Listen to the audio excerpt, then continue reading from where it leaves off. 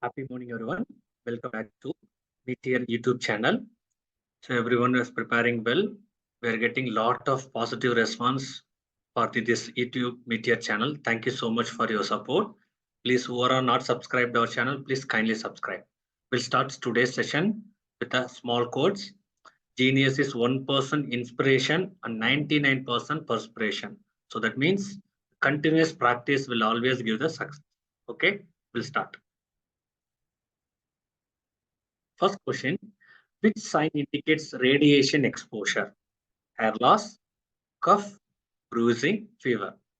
So when there is a patient is exposed to the radiation, so what is the sign we can expect? It's a very easy question. That is hair loss. Option A is hair loss. When there is an indicator of radiation exposure is hair loss. Okay. It's why? Because the hair loss is happening. So radiation is damaging the hair follicles. Okay, that is why the patient getting hair loss. Radiation directly affecting the hair follicles.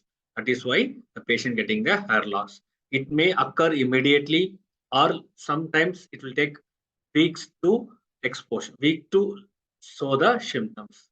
Clear? The correct option is hair loss. Next question. What is essential to assess in chemical exposure? When there is a patient is exposure to the chemical, okay, so what as a nurse you will assess? Allergy history, prior exposure, symptoms, vaccination history. So the right option is symptoms. So according to the symptom only we can check the severity of the exposure, and it will give the idea that what type of solution, what type of chemical the patient is exposed. So according to that history, we can give the proper drug. Okay. Allergy history, prior exposure, vaccination history is related to the pathogens, right? This and all related to the pathogens or microorganism. Option C is directly related to the chemical exposure. Clear? So when there is a chemical exposure, look for the symptoms. Next question. Question number 3. A client who had a hit run, okay, hit run accident was brought to the emergency department after suffering a closed head injury and laceration around the face. The client is unconscious and has a minimal response to noxious stimuli. Which of the following assessment finding, if observed after a few hours, should be reported to the physician immediately? So please read the scenario carefully, then only you can understand the complete scenario. Clear? The option A is bleeding around the laceration.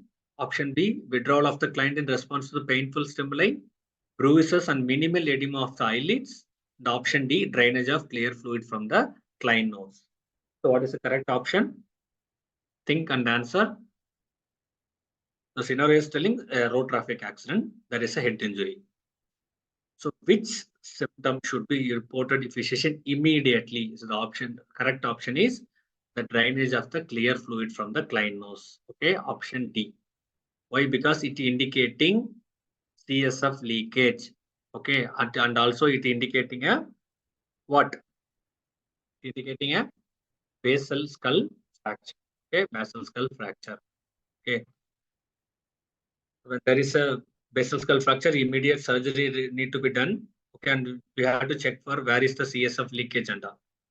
So this observation to be informed to the physician as soon as possible. Yes. Next question. A 5-year-old client was admitted to the emergency unit due to ingestion of an unknown amount of chewable vitamins for children at unknown time. Okay. Upon assessment, the child is alert with no symptoms. Which of the following information should be reported to the physician immediately? When there is an ingestion of unknown vitamins, chewable vitamins at the unknown time. So what information you have to inform to the physician after collecting from the parents? The parents are telling that option A, the child has been treated multiple times for the injuries caused by accidents. Option B, the vitamin that was ingested contains iron. The child was nauseated and vomited once at home. Option D, the child has been treated several times for toxic substance ingestion. So what is the right answer? The right answer is the vitamins that was ingested contains iron. Why?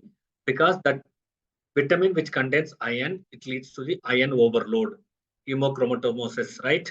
Hemochromatosis, accumulation of iron in the organs. That leads to organ failure also. Initially, there will be abdominal pain, vomiting, diarrhea. Finally, organ failure can happen in the brain, heart failure, brain, kidney.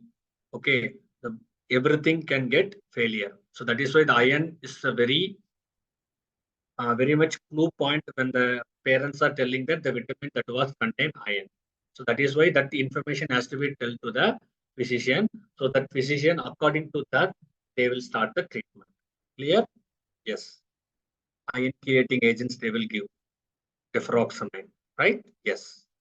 Next, fifth question. The following clients are presented with signs and symptoms of heat-related illness.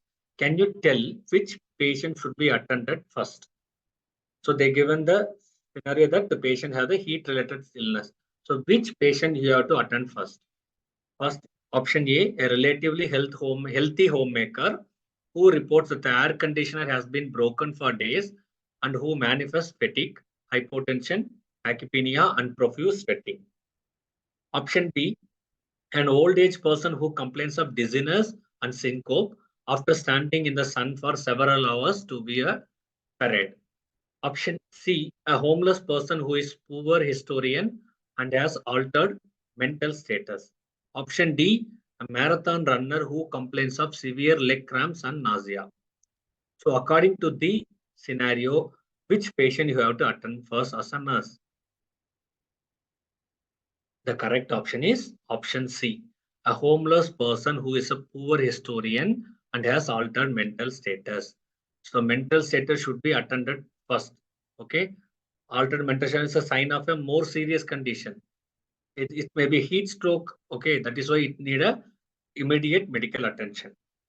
So option A, they're telling that healthy homemaker, because usually she is cooked with the air conditioner. Because of the AC problem, she couldn't do the work and she having the fatigue hypotension because of the sweating. Next, option B, the old age person is standing in the sun for several hours to view a parade. That is why he is getting a dizziness and syncope. And option D, a marathon runner. Marathon runner have the dehydration. So that is why they are getting cramps and nausea. Clear?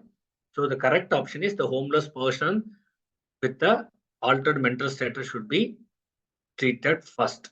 As a nurse, you have to treat. Everyone needed treatment, but the priority goes to option C. So that's all about today's session. Thank you so much.